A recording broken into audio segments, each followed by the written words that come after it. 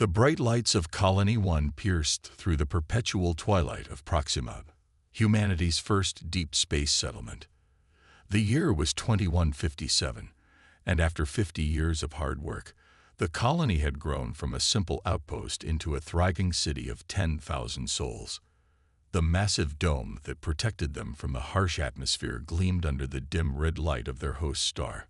On this particular evening, Tom Wilson sat at his monitoring station in the colony's defense center, fighting to keep his eyes open during another uneventful shift. The colony hadn't faced any real threats in the past decade, but humanity had learned the hard way to always keep watch. His computer screen showed the usual activity: supply ships in orbit, maintenance drones doing their rounds, and the endless stream of data from the settlement's vital systems. Then something changed.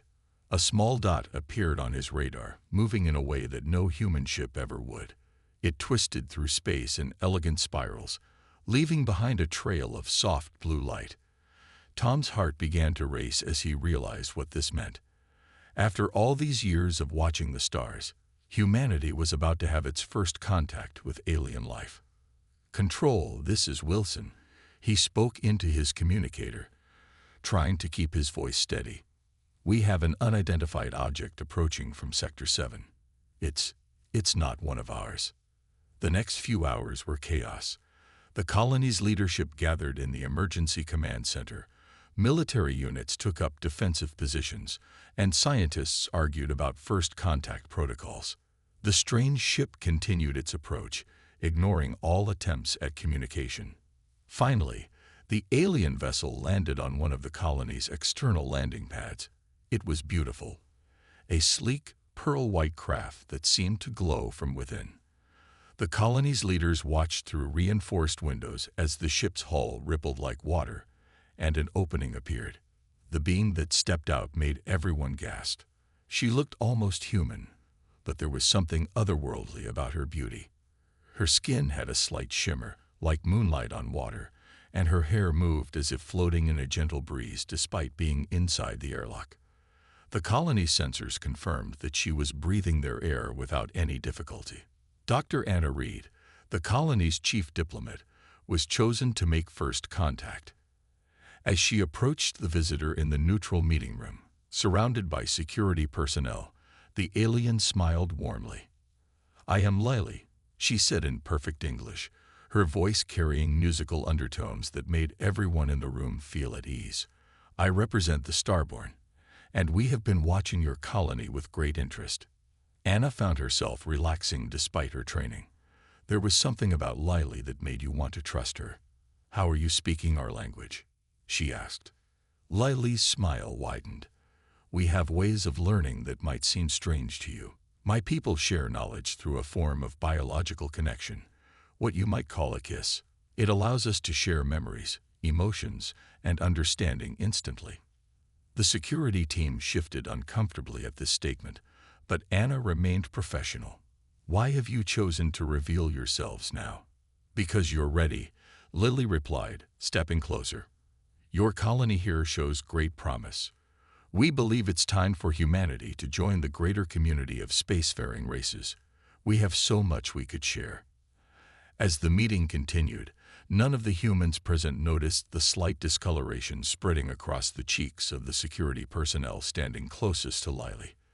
By the time anyone realized something was wrong, it would be too late for many of the people in that room. But somewhere in the colony's maintenance sector, a man named Mike was fixing a broken air filter, completely unaware that he possessed something in his genes that would soon make him the most important human in the galaxy. The first seeds of disaster had been planted, hidden behind a beautiful smile and the promise of friendship among the stars. 3 days after Lily's arrival, the first signs of trouble appeared in Colony 1's medical center. Dr. James Parker stared at his microscope in disbelief, then checked the samples again.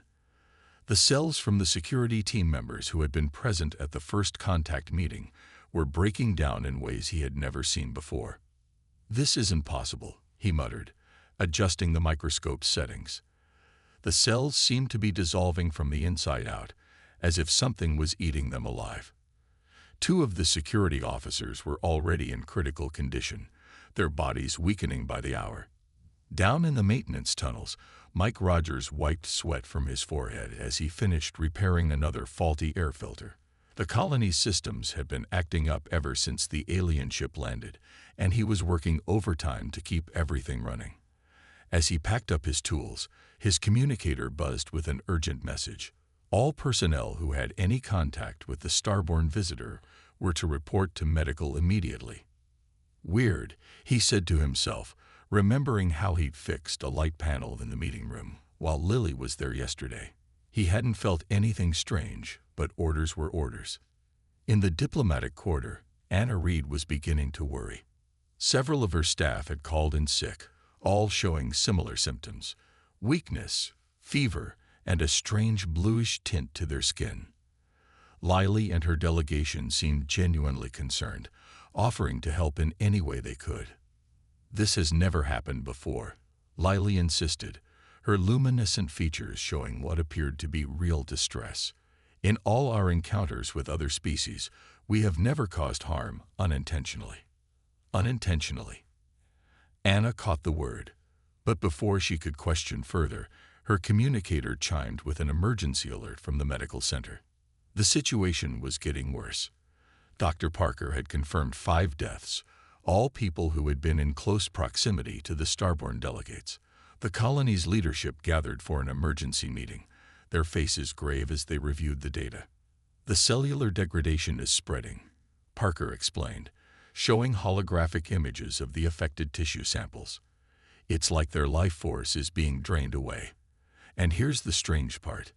It seems to be spreading from person to person, but only among those who've had direct contact with our visitors." As the doctor spoke, more reports flooded in.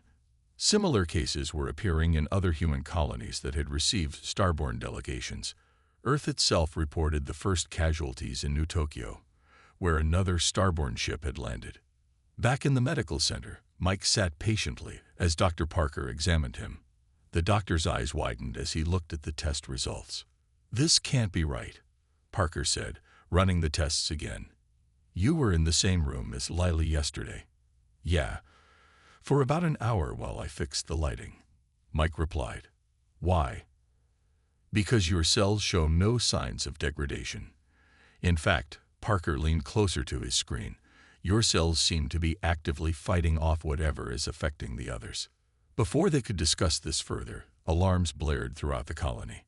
3 more starborn ships had appeared in orbit, their designs more angular and threatening than Lily's vessel.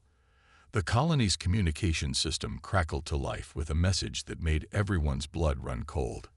"We have detected an anomaly in our harvesting process," a deep voice announced. "This requires further investigation. Your colony is now under quarantine. Any attempts to leave will result in immediate termination." In the diplomatic quarter, Lily's expression changed for the first time since her arrival. Fear flickered across her ethereal features as she whispered, "They weren't supposed to find out so soon. The elders are coming." Mike's communicator buzzed again. This time, it was a direct message from colony leadership. "Report to secure facility immediately. Armed escort en route. You may be our only hope." The true nature of humanity's first contact was about to be revealed, and time was running out for Colony 1. The secure facility deep beneath Colony 1 hummed with activity as Dr. Parker worked frantically in his lab. Through the reinforced glass window, Mike watched armed guards escorting more starborn delegates into containment cells. Even Lily was there, though she had gone voluntarily, her ethereal form dimmed by what seemed like sadness. "Your blood is extraordinary," Parker said, not looking up from his microscope. "I've never seen anything like it. Your cells don't just resist the starborn effect. They actively fight against it." Mike shifted uncomfortably in his chair. He'd spent the last 12 hours being poked and prodded, while outside, the death toll kept rising. "How many now?" he asked quietly. 237 in our colony alone," Parker replied, his voice heavy. "The reports from Earth are worse. Major cities are reporting thousands of cases. It's spreading like wildfire through the population." The door slid open, and Anna Reed walked in, looking exhausted. The past few days had aged her visibly. The starborn ships are still in orbit. They're not letting any vessels leave or enter the colony. But we've managed to get some information from Lily. She activated a holographic display showing strange, spiral-shaped molecules. The starborn's kiss isn't just a way of communication. It's how they feed. They've been doing it for so long they didn't even realize it was killing other species. They thought the deaths were natural. How is that possible? Mike asked, watching the spiral molecules spin slowly in the air. Because usually, by the time they realize what's happening, there's no one left alive to tell them. Anna explained grimly. We're the first species that's managed to survive long enough to figure it out. Thanks to you, Mike. A sudden commotion outside drew their attention. Through the window, they saw one of the starborn delegates pressed against the cell barrier, their form glowing intensely. The guards raised their weapons, but it was unnecessary. The delegate's body began to lose its shape, melting like ice under a hot sun. They're dying. Lily's voice came through the intercom from her cell. Without feeding, we can't maintain our form. The elders knew this would happen. That's why they came so quickly. Parker's computer beeped with an alert. More ships entering the system, he announced, checking the readings. Lots of them. And they're heading to every human colony we've established. They're going to try to harvest us all, Anna realized. It's not just about feeding anymore. They see us as a threat now that we know their secret. Mike stood up, rolling down his sleeve after the latest blood draw. So what can we do? There must be something. Parker's eyes lit up suddenly. Maybe there is. Your cells, they produce an enzyme that doesn't just protect you. Look at this. He adjusted the holographic display, showing a new image. When your blood comes in contact with the starborn biological material, it changes it, neutralizes it. A cure? Anna asked, hope creeping into her voice. Better, Parker replied. A weapon. If we can synthesize this enzyme and disperse it through the colony's air filtration system, it would make everyone immune. Mike finished, thinking about all those air filters he'd been fixing. And the starborn wouldn't be able to feed. Exactly, Parker said. But we'll need help, someone who understands starborn biology. All three turned to look at Lily's cell. Through the barrier, Lily met their gaze. The elders will kill me for this, she said softly. But I cannot watch another species die because of what we are. I'll help you. Suddenly, the facility's lights turned red, and alarms began blaring. On Parker's screen, dozens of new contacts appeared, descending from the starborn ships in orbit. They're landing outside the colony, Anna announced, her face pale. Hundreds of them. Mike looked at the air vent above them, then at Parker's lab equipment. How fast can you make this cure? With Lily's help, maybe a few hours. The question is, Anna said grimly, watching more starborn ships appear on the scanner. Do we have that long? The race to save humanity had begun, and the clock was ticking. The underground lab shook as explosions rocked Colony 1's outer defenses. Dr. Parker's hands remained steady as he worked, mixing Mike's blood samples with Lily's biological material under the guidance of the starborn defector. Time was running out. The outer shield is failing, Anna announced from her position at the security terminal. They're trying to breach the dome in sectors 3 and 7. The screen showed dozens of starborn attackers, their bodies glowing with intense energy as they assaulted the colony's barriers. Mike paced the lab, feeling useless. More of his blood filled collection tubes as the automated extraction system worked. How much more do you need? As much as we can get, Parker replied, not looking up from his work. Your enzyme production is remarkable, but we need enough to create an aerosol that can protect the entire colony. In her containment cell, Lily's form flickered weakly. She hadn't fed for days, and it showed. The elders are desperate, she explained, her voice barely a whisper. They've never encountered a species that could resist them. The hunger, it drives us. forces us to feed. Another explosion, closer this time. The lights flickered, and emergency power kicked in. Through the lab's small window, they could see starborn attackers drifting down like glowing snowflakes, their bodies illuminating the perpetual twilight of Proximub. Security teams reporting multiple breaches, Anna called out. They're inside the outer ring. Casualties mounting. Our weapons slow them down, but they just reform. Parker suddenly straightened up, holding a test tube filled with pale blue liquid. It's ready for testing. He looked at Lily. We need a volunteer. Lily pressed her hand against the cell barrier. Do it. Please. I don't want to be a monster anymore. The doctor hesitated for just a moment before activating the cell's ventilation system. A fine mist of the blue substance filled Lily's chamber. For several seconds, nothing happened. Then Lily's body began to change. The ethereal glow dimmed, and her form became more solid, more human. How do you feel? Parker asked, recording data frantically. Different, Lily replied, touching her now solid face in wonder.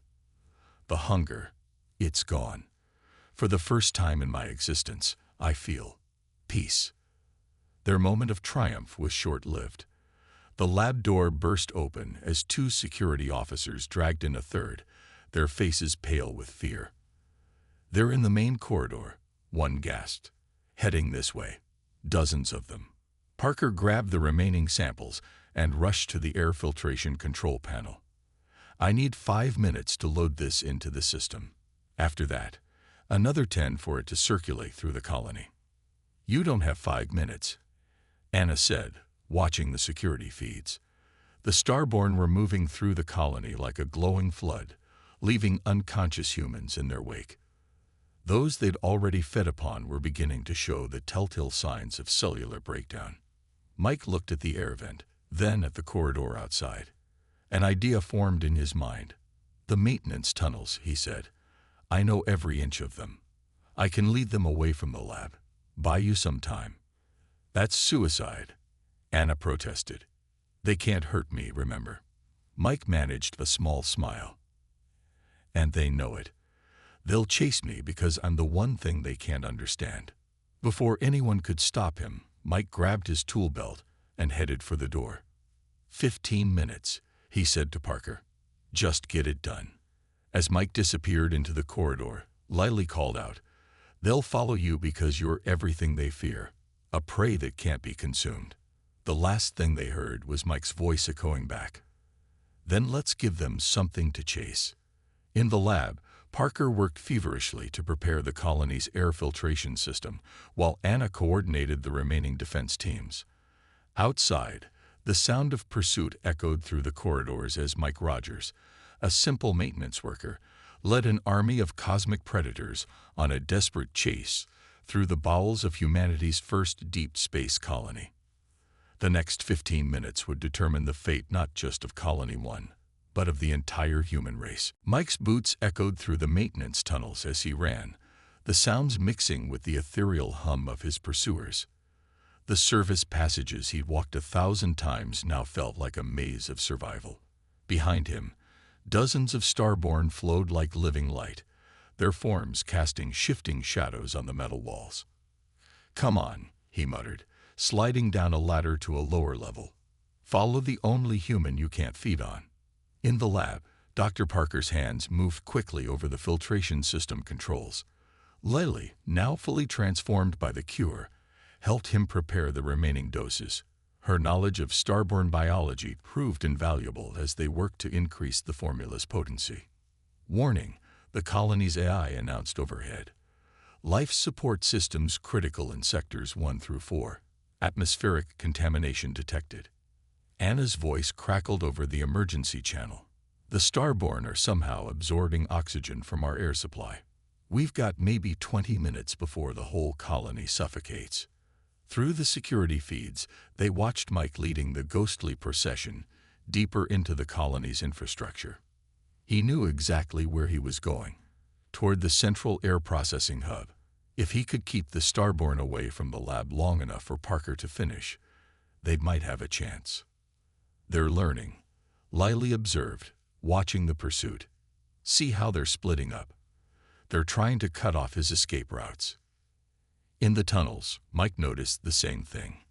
Glowing forms now appeared ahead of him, forcing him to take increasingly narrow maintenance shafts. His muscles burned from the effort, but he couldn't stop. The entire colony was counting on him, even if they didn't know it. He reached into his tool belt and pulled out his tablet, checking the maintenance system's layout. "Come on, old girl," he whispered to the colony he'd helped maintain for years. "Show me a way out."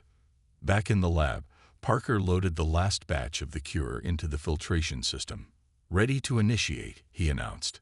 "But if the Starborn have compromised the air system, they'll spread the cure themselves." Lily finished, her eyes widening with realization. Their absorption of the colony's atmosphere will actually help distribute the formula faster.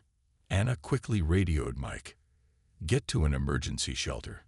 We're releasing the cure into the air supply now. Things might get unstable." Mike didn't respond immediately. He was backed into a corner, surrounded by approaching Starborn. Their bodies pulsed with hungry light as they closed in.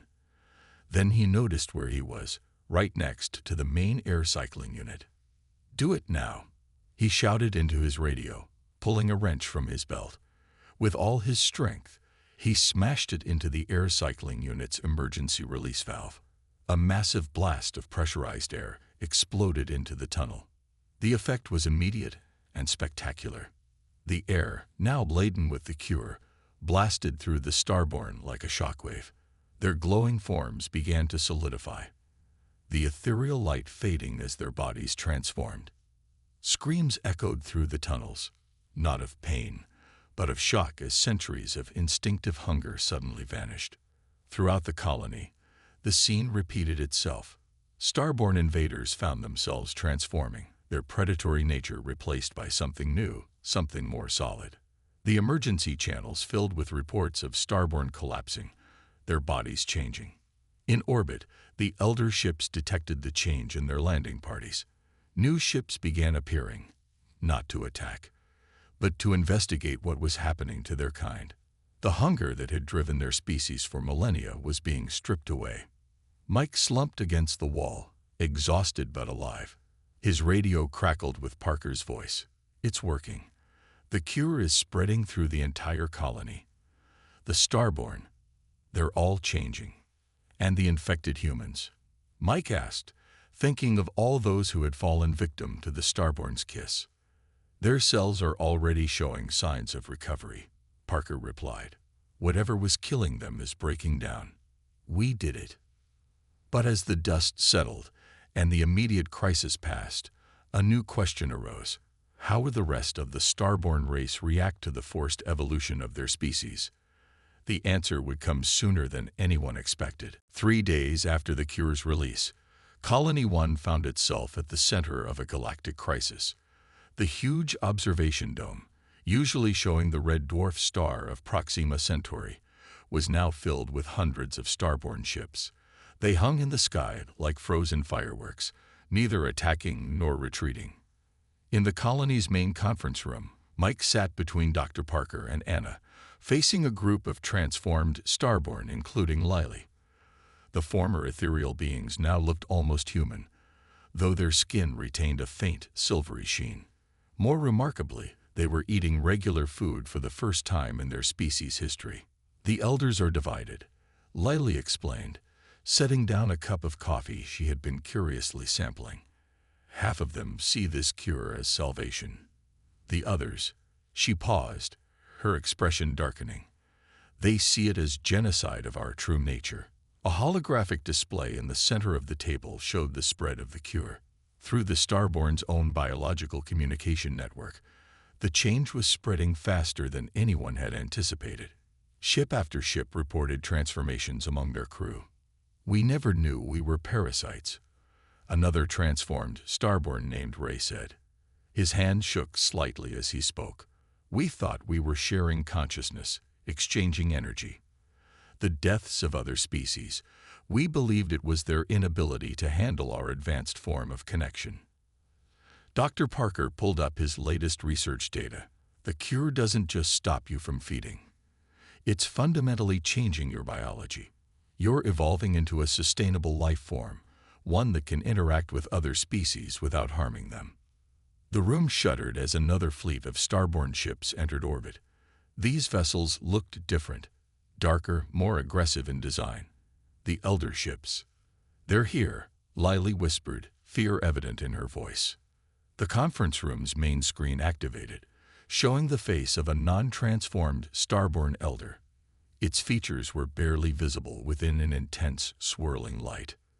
"You have corrupted our perfect form," the Elder's voice boomed, filled with anger and something else. "Hunger. This abomination must be undone." Mike stood up, facing the screen. "Perfect. You were killing everyone you came in contact with. How is that perfect?" "We are the pinnacle of evolution," the Elder responded. "We transcended physical form to become pure energy, sustained by the life force of lesser beings. And now you would drag us back into solid flesh." "You're wrong," Lily interrupted, standing beside Mike. "I felt what true evolution is now.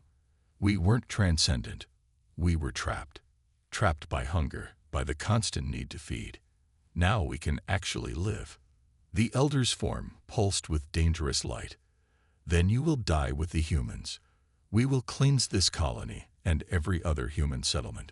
We will remove this corruption from our species." "No," Mike said firmly, "you won't."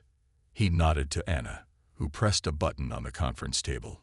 Dr. Parker's voice took on a tone of professional satisfaction as he addressed the Elder. "While you were making threats, we've been busy. Every colony ship, every transport, every satellite in human space has been modified to release the cure. You can destroy this colony, but you can't stop the change. It's already happening." The holographic display confirmed his words. More starborn ships were reporting transformations. The Elder's light dimmed slightly as it received the same reports. "You dare," the Elder began, but its voice faltered. On the screen, its form began to flicker. "That's right," Lily said, a small smile forming on her face. "The cure is already in the air around your ship. It's over." The Elder's image dissolved into static as the transmission cut off. Outside, the dark ships of the Elder fleet began to glow brightly, their crews undergoing the same transformation that had already changed so many of their kind. Mike turned to Lily. "What happens now?"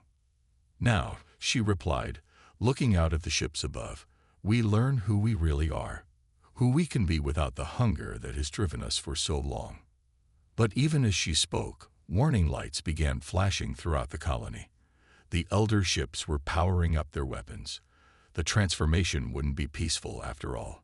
The final battle for the future of both species was about to begin. The sky above Colony 1 erupted into chaos. Elder ships, their crews fighting against the transformation, fired wildly at both the colony and their own transformed kin. The colony's shield flickered under the assault, its energy barriers straining to hold back the onslaught. "Shield failure in 5 minutes," the colony's AI announced calmly, as if reporting the weather. In the control center, Mike watched the battle unfolding above them. Transformed starborn ships moved to protect the colony, their crews choosing to defend the very humans they had tried to consume days before. The scene was beautiful and terrifying. Streams of energy weapons cutting through space, ships maneuvering in elegant patterns that defied normal physics. "The cure is spreading through their fleet," Dr. Parker reported, monitoring his screens. 80% of Elder ships show signs of crew transformation, but they might destroy us before it's complete. Lily, standing at the main control panel, suddenly straightened. "There's another way," she said. "The Elders are connected to every starborn through what you'd call a psychic network. It's how they maintained control for so long. But now you're different," Mike finished, understanding dawning on his face. "You're not just physically transformed." "Exactly," Lily nodded. "Doctor, you said my new form is stable, fully transformed." Parker checked his data. "Yes, You're one of the first complete transformations. Why? Because I'm going to connect to the Elder Network, show them what we've become, what we can be. She turned to Mike. But I need your help. Your immunity, your ability to resist us. It might let you enter the network without being overwhelmed. Anna, who had been coordinating colony defenses, looked up sharply. That's suicide. The human mind isn't designed to handle that kind of connection. My blood created the cure, Mike said quietly. Maybe it can do more. He walked over to Lily. What do we need to do? The shield flickered again as another barrage hit. 3 minutes to failure. The AI updated. Lily held out her hand. Where once her touch would have meant death, now it offered hope. Think of it like those maintenance systems you know so well. We're just going to repair some broken connections. Mike took her hand. The moment they connected, his world exploded into light. He was everywhere and nowhere, floating in a sea of consciousness that spanned the stars. He felt the hunger of the elders, their desperate fear of change, their rage at the transformation being forced upon them. But he also felt something else, the peace of the transformed starborn, the joy of true connection without the need to feed, the freedom from endless hunger. Through Lily's guidance, he pushed these feelings into the network. In orbit, the elder ships began to stop firing. Their crews, fighting against the cure, felt the truth through the network. They saw what they could become, shown to them through the unique perspective of a human mind that had never known their hunger. Look, Anna whispered. On every screen, they watched as the elder ship's aggressive stance changed. The dark vessels began to glow with the same soft light as their transformed kin. The cure, combined with the shared consciousness Mike and Lily had created, was completing its work. Mike opened his eyes, his hand still joined with Lily's. Did it work? His answer came from the sky. The elder ships were landing, their crews requesting permission to enter the colony. Not to feed, but to learn. To understand what they had become. 1 week later, the observation dome was filled with both humans and transformed starborn. Former elders sat with colony scientists, sharing knowledge freely. Children played with small lights that transformed starborn could now create harmlessly, like living fireworks. What do we call you now? Mike asked Lily as they watched the sunset paint Proxima's red light across the dome. You're not really starborn anymore. Lily smiled, her silver-sheen skin catching the light. We are what we choose to be now. Thanks to a maintenance worker who couldn't be kissed. She looked at the mixed crowd below. Maybe we're all just people now. Above them, more ships arrived, not to attack, but to trade, to learn, to connect. Humanity's first contact had nearly ended in extinction, but instead led to transformation. The deadly kiss that had killed so many had become something new, a bridge between species, built by the one human who couldn't be harmed by it. The stars seemed brighter that night, as if celebrating the birth of something unprecedented in the galaxy. True symbiosis between two species that had started as predator and prey, but ended as equals.